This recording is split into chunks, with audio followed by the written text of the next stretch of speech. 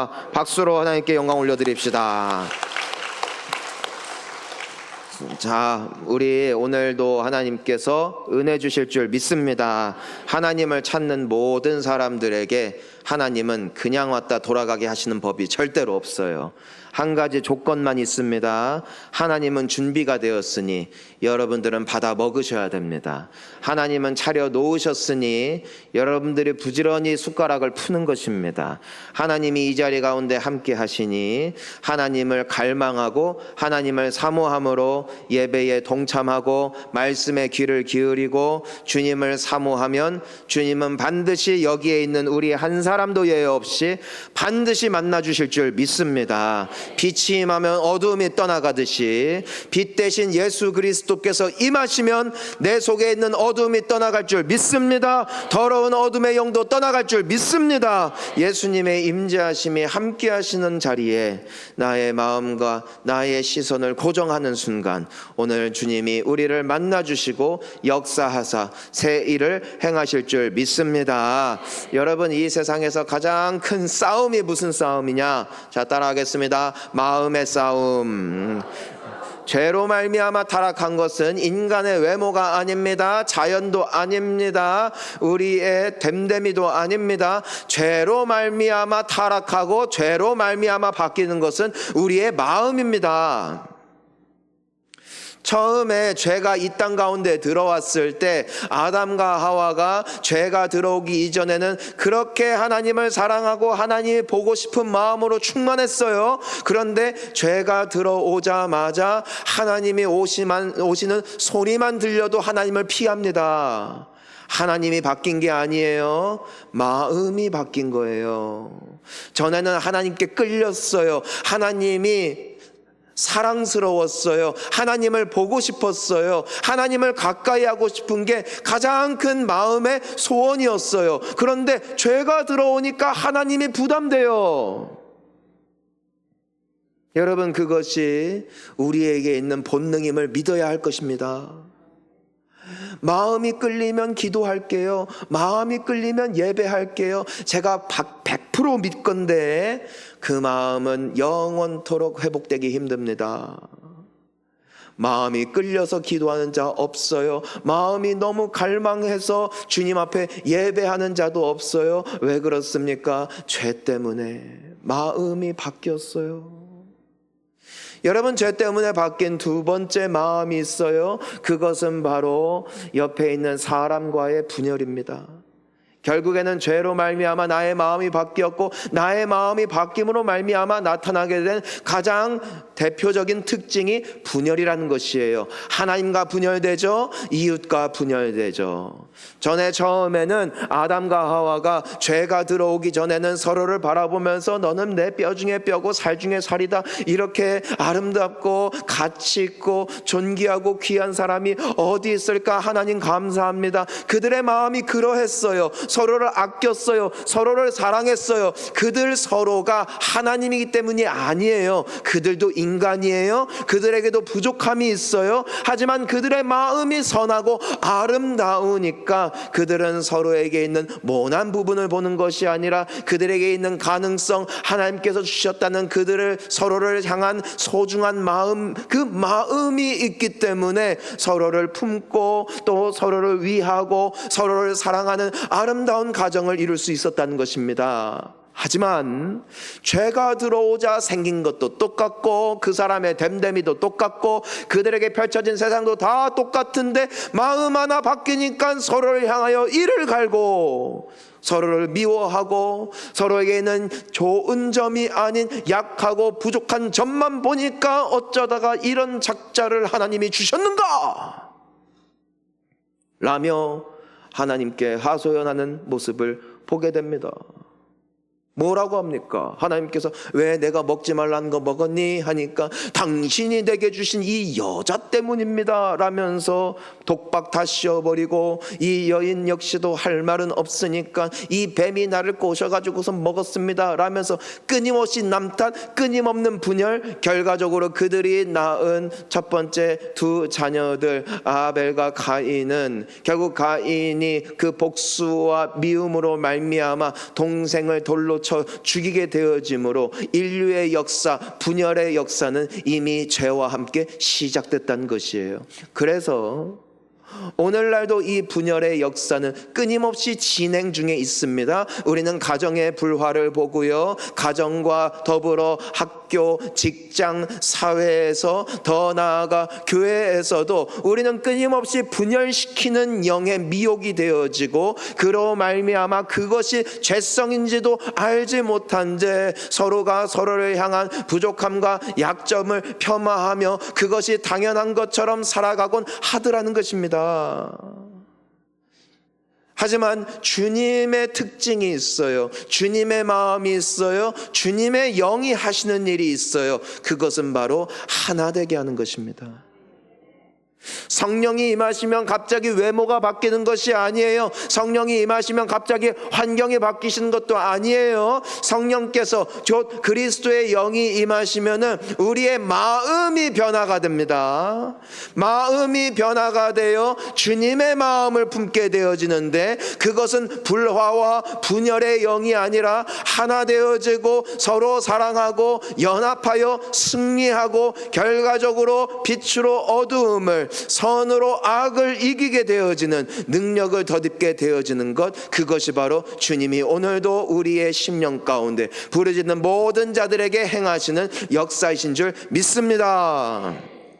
여러분, 절대로 어둠의 영에 미혹되지 마세요. 지금 내가 그리스도의 영으로 말미암아 충만한 사람인가, 혹은 미혹과 어둠의 영에 충만한 사람인가를 알아채려면은 지금 나의 외모, 지금 나의 상태를 보는 것이 아니라 지금 내가 분열의 영에 미혹되고 있는가를 명확하게 봐야 할 것입니다. 사회를 바라보고, 사람을 바라보고, 가족을 바라보고, 나에게 있는 환경을 바라볼 때에 안이 꺾고 열받고 화가 나고 하나님이 원망스럽고 그 사람의 단점들이 눈에 더 띄고 있다면, 여러분 우리 모두는 어찌 보면 우리의 마음은 성령이 아닌 미혹의 영, 어둠의 영에 지배당하고 있다는 증거일 수도 있다는 사실을 기억해야 할 것입니다. 왜냐하면 예수님의 영이 임하시면 우리의 마음이 예수님을 닮기 때문이에요.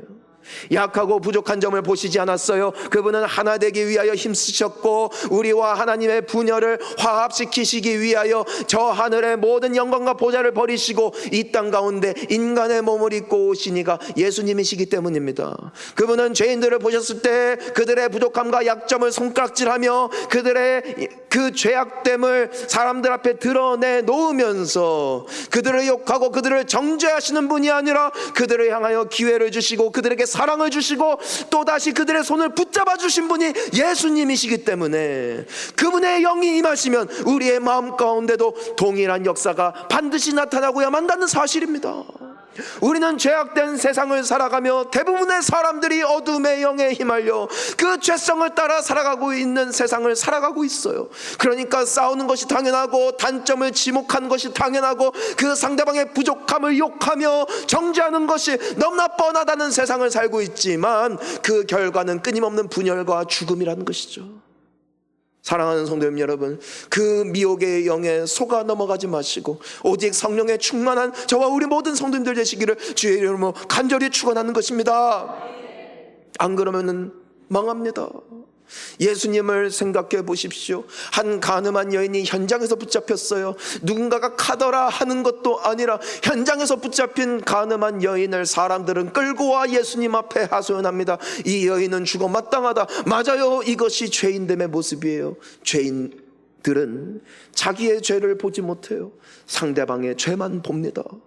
여러분, 그들은 과연 그 여인을 돌로 칠 자격이 있을까? 그렇지 않아요. 하나님 앞에 동일하게 처벌을 받아야 마땅한 죄인들이 그들이었건만, 그들의 죄는 드러나지 않았고 이 여인의 죄는 드러났다 하여 그 여인을 마치 마녀 처형하듯이 사람들 앞에 동네방네 망신을 주며 그 여인을 죽이려 했다는 것이죠. 예수님이 땅바닥에다가 무언가를 쓰세요.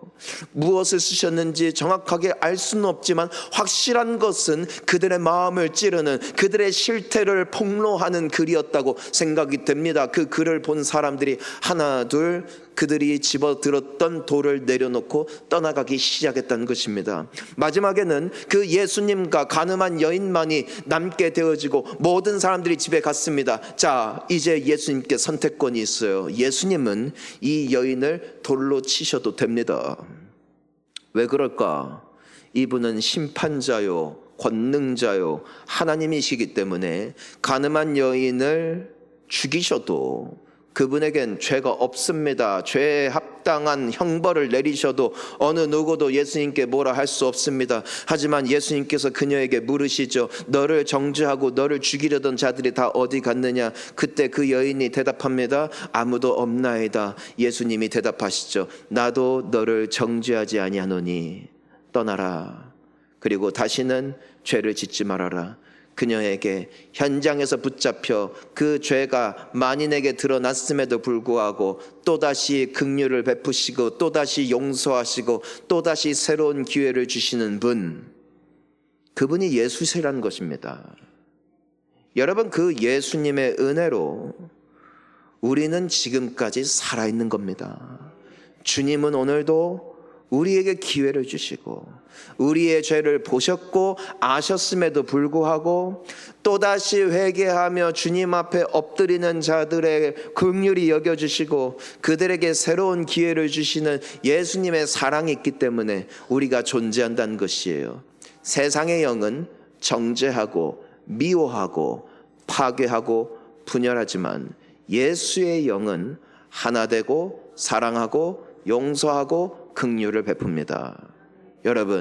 여러분은 어떠한 영에 지배받고 계십니까? 여러분은 세상의 마음과 그리스도의 마음 중에 어떠한 마음을 품고 계십니까? 그리스도의 마음을 품으라. 그것이 오늘 말씀입니다. 우리 5절 말씀 다시 한번 읽어보겠습니다. 시작. 너희 안에 이 마음을 품으라. 곧 그리스도 예수의 마음이니.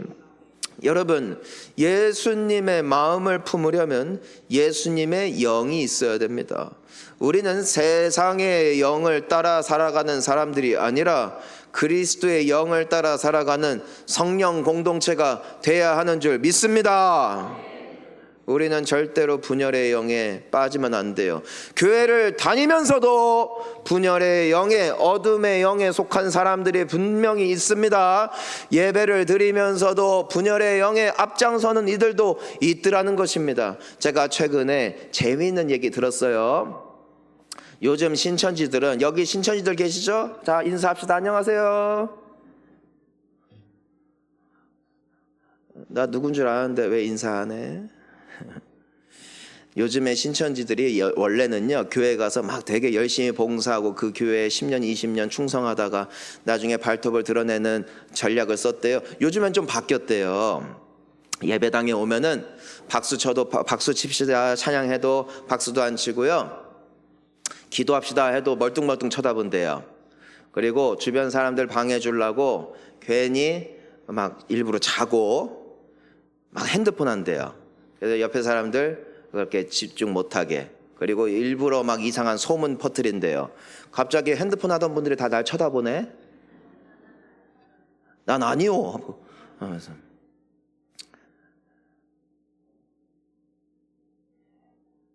성도들 간에 이간질하고 교회를 욕하는 이유가 왜일까요? 정의롭기 때문에? 내가 다른 사람들보다 낫기 때문에? 아니요. 절대 그렇지 않아요. 마음입니다. 주님의 마음은 조금 달라요. 주님의 마음은 사랑이요, 인내요, 소망이요, 또한 우리를 향한 축복입니다. 그 영에 충만해야 돼요. 오직 성령에 충만하십시오.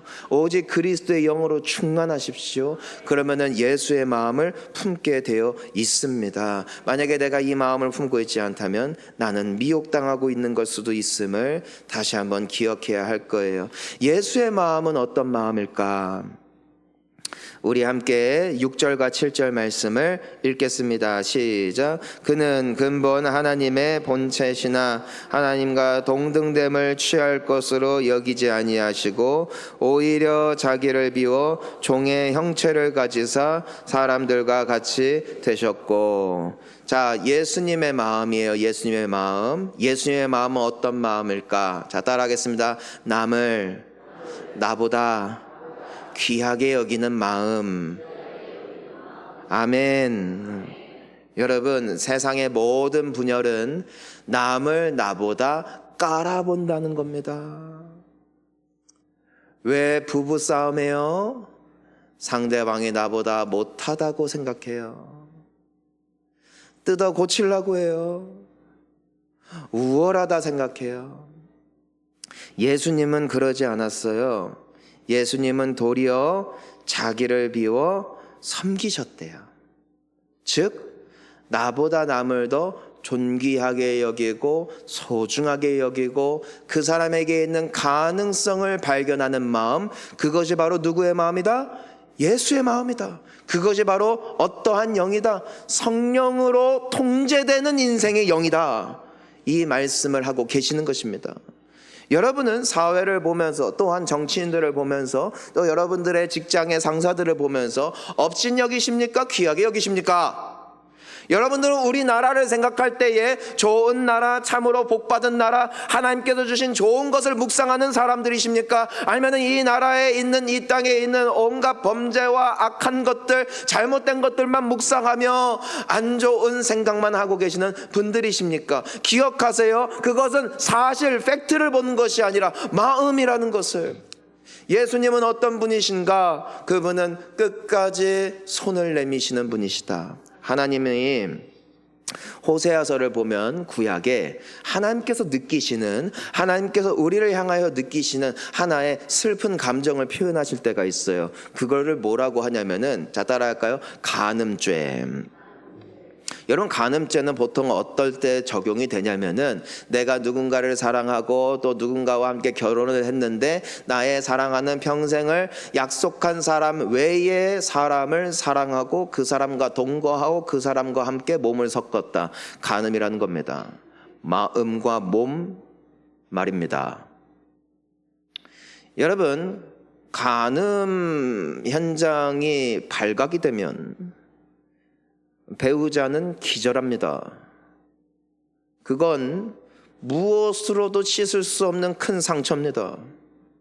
그러니 여러분, 간음죄 짓지 마세요.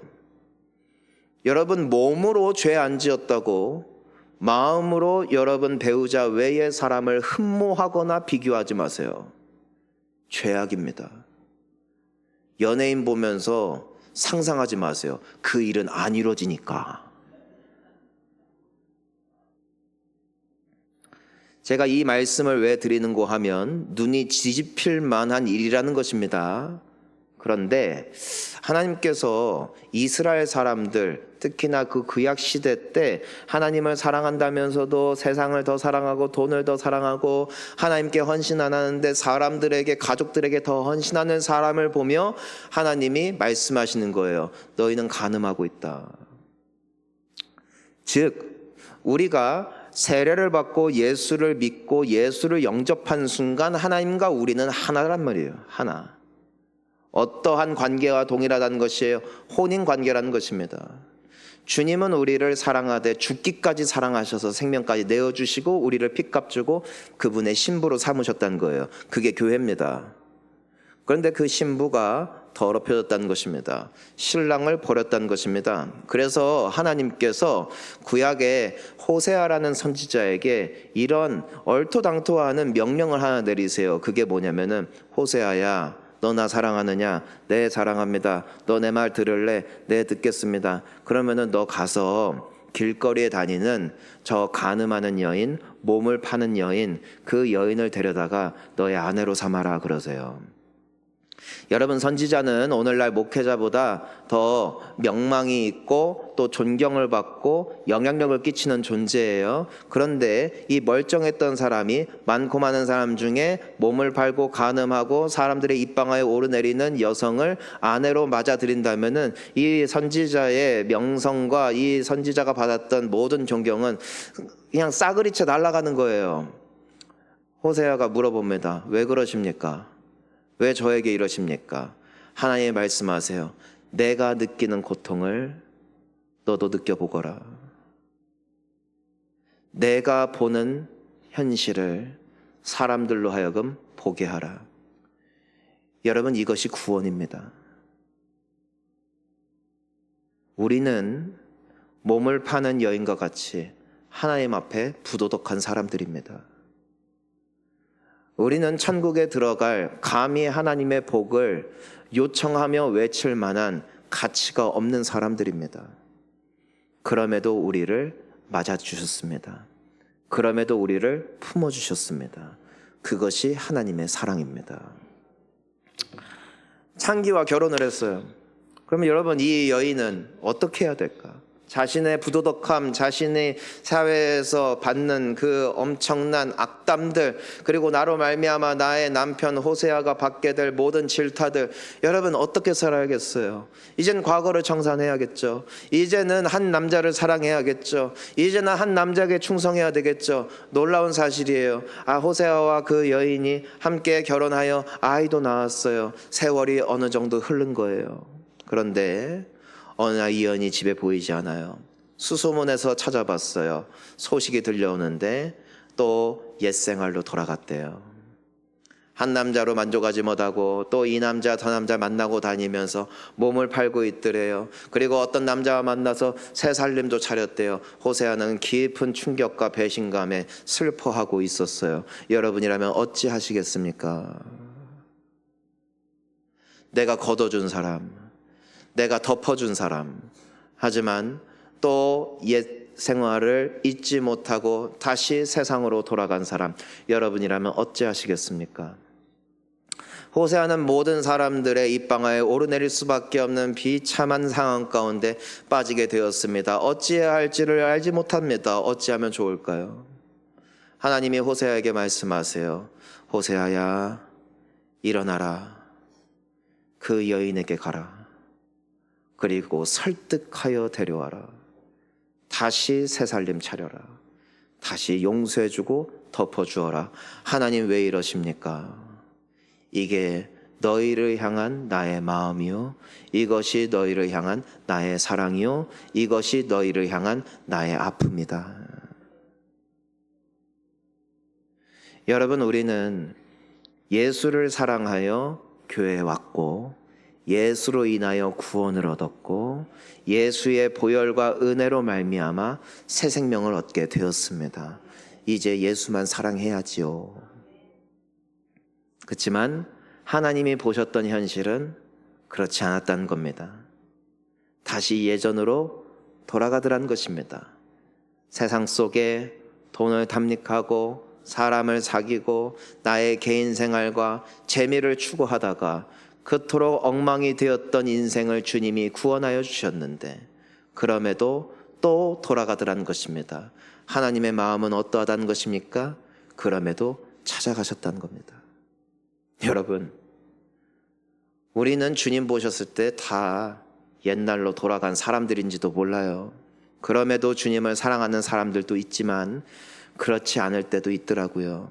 여러분, 주님의 마음은요, 그럼에도 찾아가시고 그럼에도 어루만지시고 그럼에도 설득하셔서 다시 하나님의 신부다움, 하나님의 자녀다운 영광과 존귀를 회복해 하시는 것, 그것이 바로 하나님의 마음이요 그리스도 예수의 마음인 줄 믿습니다.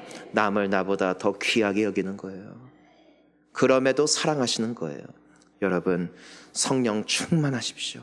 그러면 여러분들이 용서 못할 사람이 없을 거예요.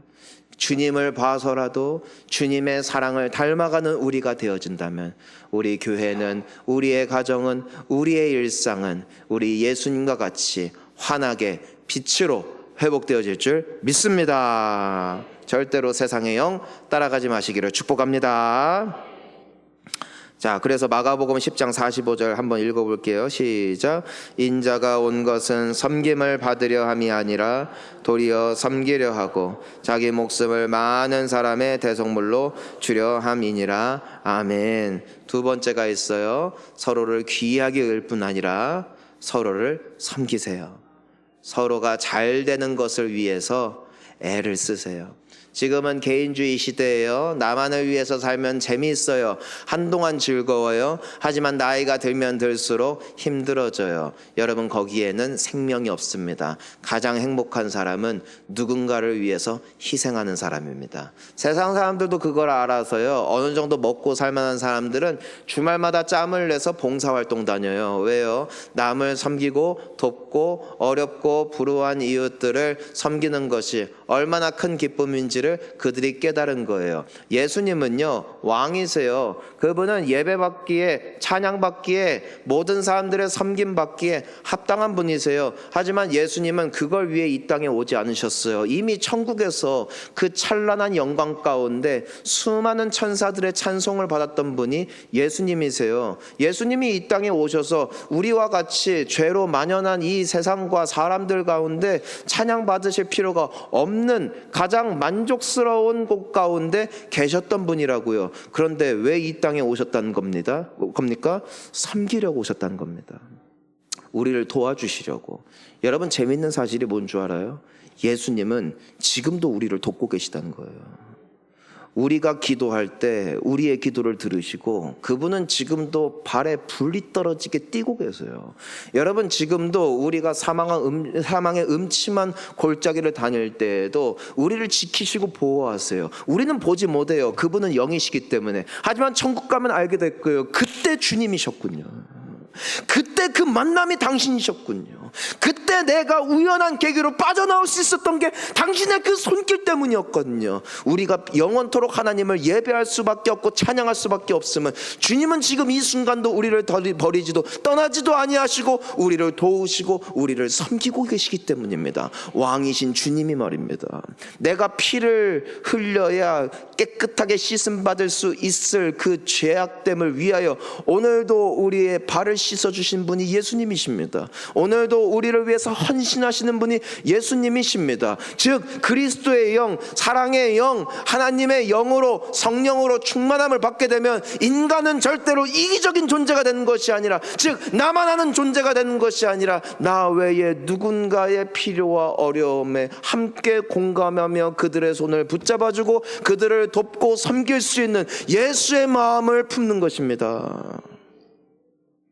성도님 여러분, 성령 충만하십시오. 그리스도의 영에 충만하십시오. 예수의 마음을 품으십시오. 그 길이 승리의 길이기 때문입니다. 예수님이 또 하신 마음이 있어요. 자, 우리 8절 같이 읽어보겠습니다. 시작. 사람의 모양으로 나타나사 자기를 낮추시고 죽기까지 복종하셨으니 곧 십자가에 죽으심이라. 아멘. 여러분, 예수님 죽을 필요 없어요. 그렇지만 왜 죽으셨어요? 복종하셨대요. 누구에게요? 하나님께 말이에요. 여러분, 우리가요 하나님의 종이잖아요. 아멘. 네. 왜냐면은 주님이 피값 주고 우리를 샀잖아요. 사망의 권세로부터 우리를 사셨잖아요. 우리를 구원하셨잖아요. 그래서 우리가 주여 하는 거예요. 주여라는 표현은요, 주인을 향한 종놈들의 발언입니다. 따라할까요? 주여. 주여. 그 자체가 우리 정체성이에요. 우리는 그분의 종이에요. 근데 예수님이 하나님의 종으로 사셨어요. 그분은 왕이자 아버지이시자 주인 되시는 하나님 아버지의 말씀이라면 죽기까지 복종하사 십자가에 달려 죽으셨습니다. 여러분, 예수님은 하나님이 등 떠밀어서 이 세상에 내려오신 게 아니에요. 순종함으로 내려오셔서 섬기셨어요. 하나님의 말씀이라면 흉내라도 내려는 몸부림을 치시는 거예요. 성도님 여러분, 우리가 비록 죄로 만연한 시대 가운데 살아가고 있지만 우리의 마음을 지키시는 이는 오직 예수신 줄 믿으시고, 세상의 영의 충만이 아니라 그리스도의 영의 충만함은 하나님의 기쁨이요 하나님께 영광이요 또한 우리가 지켜야 할 종으로서의 본분이요 고귀함입니다. 여러분, 교회는 신랑 되시는 예수 그리스도께서 이 땅에 임하실 때까지 우리는 순결을 지키는 것이고 정조를 지키는 것이고 주님 앞에 깨끗함을 유지할 사명이 있습니다. 그분이 오셨을 때 빛나는 아름다운 존재로 그분을 만날 수 있는 준비를 해야 한다는 것입니다. 그 주님이 하나님께 죽기까지 복종하셨어요. 여러분, 성령 충만하잖아요. 하나님의 말씀이라면 아멘 하고요, 하나님의 말씀이라면 믿고요, 하나님의 말씀이라면 순종합니다. 여러분, 우리가 왜 교회에 옵니까? 좋아서 오는 사람이 누가 있어요? 교회에 와서 예배드리는 것은 하나님을 향한 순종이에요. 왜요? 모이기를 힘쓰라고 하셨기 때문에. 주중 예배에 나오고 내가 주중에도 기도하고 주중에도 주님을 찾기 위해서 애를 쓰는 것은 주님의 명령에 순종함이지 마음에 동해서 하는 사람 없습니다. 전도를 누가 합니까? 순종하는 자가 합니다. 전도하고 싶은 사람은 없어요. 하지만 주의 성령이 임하시면은 주님의 마음을 품게 되어 주님을 기쁘게 섬기게 되어 있습니다. 여러분, 말씀 들어도 왜 부담이 될까? 왜 말씀을 들어도 삶 가운데 변화가 없을까? 이유는 하나, 그리스도의 마음이 없으면 우리는 주님의 말씀 앞에, 주님의 명령 앞에 끝까지 순종할 수 없는 존재예요. 주님의 마음 혹은 세상의 마음 둘 중에 하나밖에 없더라는 것입니다. 성령 충만하십시오. 주님께 기도하세요. 주님의 말씀에 순종하세요. 왜 그렇습니까? 주님이 우리 종처럼 부려먹고 달면 삼키면 쓰면 뱉고, 또 하나님이 자기의 사역, 자신의 어떤 사업 이루려고 우리를 몸종처럼 부리려고 우리에게 이 말씀하신 게 아니에요. 예수님께 그 명령을 하신 것도 아니에요. 결과는 더 아름답기 때문입니다. 여러분, 세상을 따라가면 끝이 아쉬워요. 주님을 따라가면 끝이 아름다워요. 그것이 9절부터 11절까지 예수님의 경험입니다. 우리 같이 읽어보겠습니다. 이러므로 지극히 높여 모든 이름 위에 뛰어난 이름을 주사